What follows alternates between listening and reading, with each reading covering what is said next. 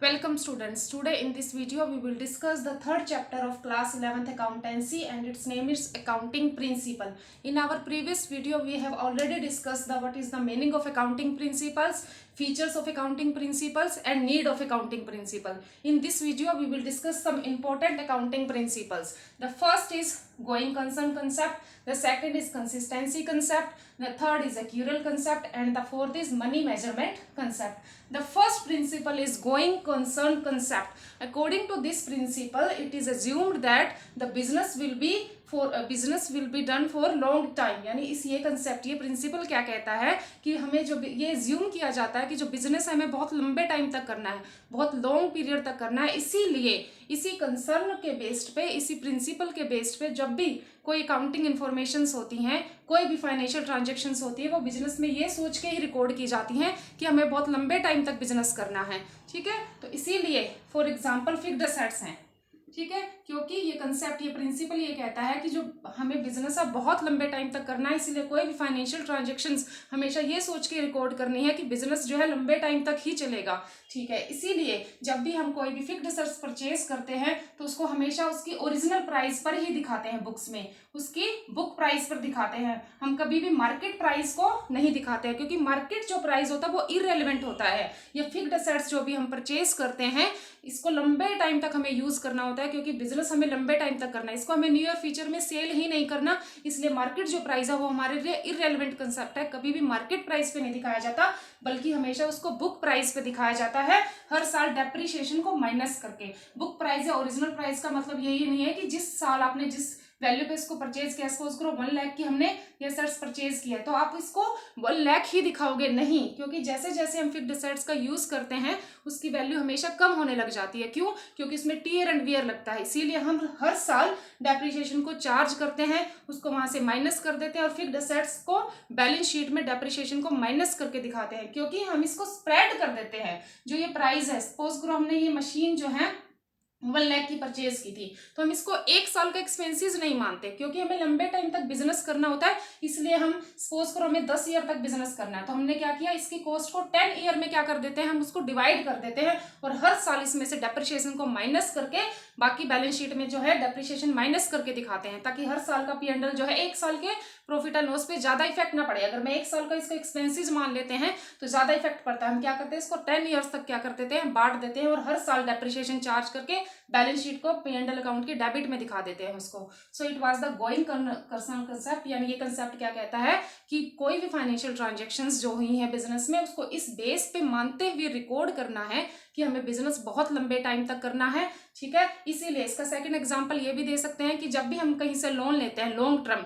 यानी जो भी क्रेडिटर्स लॉन्ग टर्म लोन्स हमें प्रोवाइड करते हैं या डिबेंचर परचेज करते हैं, हमारी कंपनी क्या पैसा इन्वेस्ट करते हैं, इन्वेस्टर्स शेयर खरीदते हैं, तो वो यही सोच के करते हैं कि जो है ना लंबे टाइम का बिजनेस है, इसलिए वो लंबे टाइम तक हमारे साथ कॉन्टैक्ट में होते हैं कि हमें बहुत लंबे टाइम तक बिजनेस करना है. ठीक है, the second is consistency concept. The second principle is a consistency concept. ये प्रिंसिपल क्या कहता है, consistency, there must be consistency in adopting the principle. यानी जो प्रिंसिपल हम अडॉप्ट कर रहे हैं उनमें कंसिस्टेंसी होनी चाहिए, वो ईयर टू ईयर चेंज नहीं होनी चाहिए. अगर एक बार हमने प्रिंसिपल को अडॉप्ट किया, अगर हम उसको हर साल चेंज करते रहेंगे तो उसकी कंपेरेटिबिलिटी खत्म हो जाएगी. यानी हम अपने प्रॉफिट्स को, अपने बैलेंस शीट को पीछे से कंपेयर नहीं कर सकते, क्योंकि हमने क्या किया, हर साल को प्रिंसिपल को चेंज कर दिया. तो हमें क्या करना, प्रिंसिपल को हर साल चेंज नहीं करना. ठीक है, उसमें वो सेम रहने चाहिए. कंसिस्टेंसी का मतलब क्या है, ईयर टू ईयर जो भी प्रिंसिपल आप अपना रहे हो वो सेम रहने चाहिए, उसको हर साल हमें चेंज नहीं करना चाहिए. फॉर एग्जांपल डेप्रिसिएशन है, भाई हमने फिक्स्ड एसेट्स पे क्या लगाया है, डेप्रिसिएशन लगाया. अब उस डेप्रिसिएशन को कैलकुलेट करने के बहुत सारे मेथड होते हैं. जैसे फर्स्ट मेथड है, the first method is straight line method, second is return down value method. अगर हमने एक ईयर स्ट्रेट लाइन मेथड से डेप्रिसिएशन को चार्ज किया है, तो कहने का मतलब क्या है, अगले साल रिटर्न डाउन वैल्यू मेथड करेंगे तो प्रॉफिट अगले साल का अलग निकलेगा. ठीक है, तो वो हमें कंपेरेबिलिटी नहीं होगी. तो हमें अगर एक मेथड को अडॉप्ट किया है तो उसी मेथड को अडॉप्ट करते रहना चाहिए, हर बार उसको मेथड को चेंज नहीं करना चाहिए. ठीक है, लेकिन कंसिस्टेंसी का मतलब ये नहीं है कि आप बिल्कुल ही कोई भी सर्कमस्टांसेस हो जाए तो चेंज नहीं कर सकते.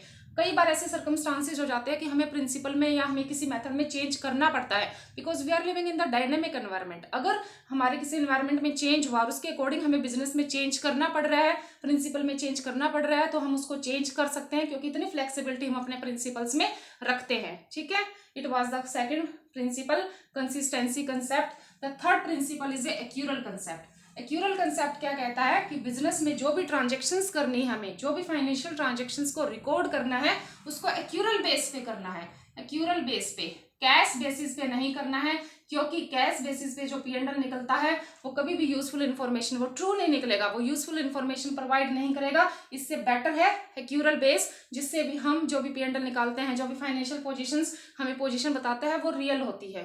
ठीक है, फॉर एग्जाम्पल, एक्यूरल का मतलब क्या है कि जब भी फॉर एग्जाम्पल कोई भी सेल प्राइस, सेल है, ठीक है, यानी हमें सेल को कब रिकॉर्ड करना है, जब वो रेवेन्यू हमने कमा ली है, इररेलेवेंट ऑफ कैश, चाहे कैश हमें मिला या नहीं मिला है, लेकिन हमें उसको उसी ईयर के फाइनेंशियल ट्रांजैक्शंस में, उसी ईयर के फाइनल अकाउंट्स में रिकॉर्ड करना है जब वो हमने कमा ली है। जब हमने ओनरशिप ट्रांसफर कर दिया, हमने किसी को सेल कर दिया, ओनरशिप ट्रांसफर कर दिया, फॉर एग्जाम्पल हमने 1 जनवरी को जो है सेल कर दिया और ओनरशिप ट्रांसफर कर दी, लेकिन हमें जो है कैश रिसीव्ड नेक्स्ट ईयर में हुआ है, 2020 में हुआ है, ये हमने 2019 में क्या किया था, ओनरशिप को ट्रांसफर कर दिया था, तो इसको 2019 के अकाउंट्स में ही रिकॉर्ड करना है, ना कि 2020 में जब कैश रिसीव्ड हुआ। इसका कैश से कोई मतलब नहीं होता। तो एक्यूरल बेस क्या कहता है कि जब भी कोई इनकम हम कमा लेते हैं या कोई एक्सपेंसेस जो है ड्यू हो जाता है, चाहे हम उसको कैश में पे करें या ना करें, उसको उसी ईयर के, उसी फाइनेंशियल ईयर में हमने क्या करना होता है, रिकॉर्ड करना होता है। So it was the accrual concept, it is better than the cash basis, क्योंकि इसके बेस पे जो हम P&L बनाते हैं,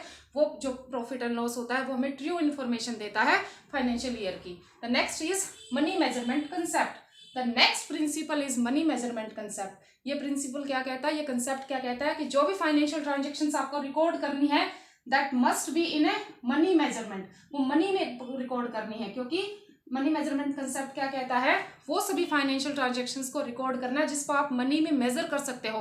अगर कोई भी फाइनेंशियल ट्रांजैक्शंस जो बिजनेस में हुई है और आप उसको मनी में मेजर नहीं कर सकते हैं, तो आप इसको रिकॉर्ड भी नहीं कर सकते। तो ये प्रिंसिपल क्या कहता है, सिर्फ उन्हीं ट्रांजैक्शंस को रिकॉर्ड करना है which can be measured in money. For example, अब कोई एक ट्रांजेक्शन हुई है बिजनेस में, quarrel between the management and the employees, management और एम्प्लॉयज में जो है क्वारल हो गया, झगड़ा हो गया, जिससे क्या हुआ, काम बंद हो गया, बहुत इंपॉर्टेंट एक ट्रांजेक्शन हुई, लेकिन आप इसको मनी में मेजर नहीं कर सकते। हम इस ट्रांजेक्शन को मनी में मेजर नहीं कर सकते, इसलिए हम इसको रिकॉर्ड भी नहीं कर सकते। तो वो सभी ट्रांजेक्शंस जिसको आप मनी में मेजर कर सकते हो, सिर्फ उनको रिकॉर्ड करना है। फॉर एग्जाम्पल, हमने कोई भी फर्नीचर परचेज किया है अपने बिजनेस के लिए, हमने क्या किया, 1000 चेयर परचेज की हैं, लेकिन हम इसको रिकॉर्ड नहीं कर सकते क्योंकि हमें यही नहीं पता कि हमने कितने की परचेज की है।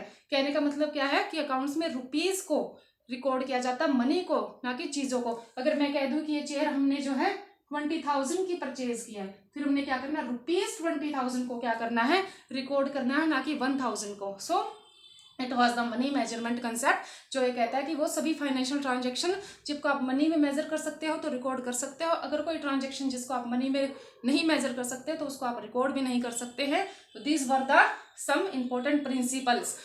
Hope you understand the concept. In our next video we will discuss some another principles. Thank you.